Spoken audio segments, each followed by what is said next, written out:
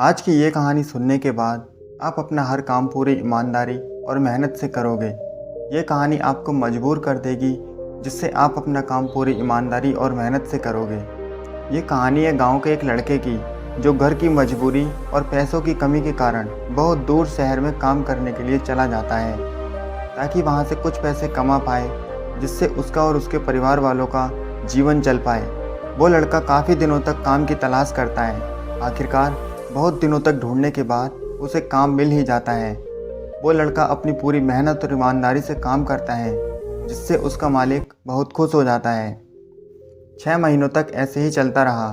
6 महीने बाद वो लड़का अपने मालिक से कहता है कि अब मैं कुछ दिनों के लिए अपने घर जाना चाहता हूँ, और उस लड़के को पूरी उम्मीद थी कि उसका मालिक उसे घर जाने से नहीं रोकेगा।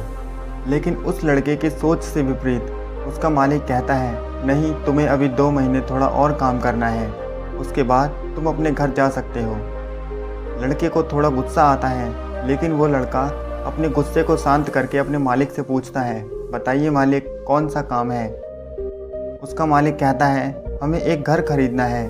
तुम पूरे शहर में घूमो और जो तुम्हें सबसे अच्छा घर लगे वो खरीद लो, और जैसे ही ये काम खत्म हो जाता है तुम कुछ दिनों के लिए वापस अपने घर जा सकते हो। ये सुनकर वो लड़का बहुत खुश हो जाता है और जल्दी जल्दी घर खरीदने के काम को ख़त्म कर देता है।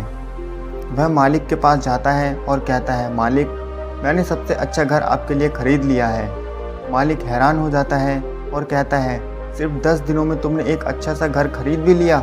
लड़का कहता है, हाँ, ये घर काफ़ी अच्छा था, इसलिए मैंने इसे खरीद लिया। लड़का कहता है, मालिक, क्या मैं अब कुछ दिनों के लिए अपने घर जा सकता हूँ। मालिक कहता है, हाँ, लेकिन तुम सिर्फ 2 दिनों के लिए ही अपने घर जा सकते हो।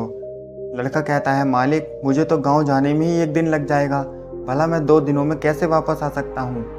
मुझे मेरे परिवार के साथ भी वक्त बिताना है। मालिक ने खुश होकर कहा, अब से तुम हमेशा अपने परिवार के साथ ही रहोगे। जो घर मैंने तुम्हें खरीदने के लिए कहा था वो मैंने तुम्हारे और तुम्हारे परिवार के लिए ही खरीदा है।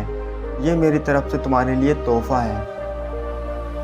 ये सुनकर वो लड़का खुश होने के बजाय और मायूस हो जाता है और अपने मालिक से बोलता है, मालिक, अगर मुझे पहले पता होता कि ये घर आप मेरे लिए खरीद रहे हो तो मैं थोड़ी और जानकारी लेकर इससे भी अच्छा घर खरीदता।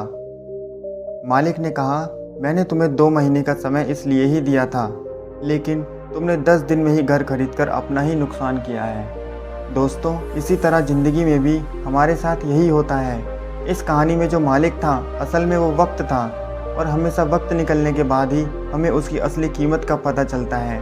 फिर हम बस यही बोल पाते हैं कि काश मेरे पास टाइम होता तो मैं इससे भी अच्छा कुछ कर पाता।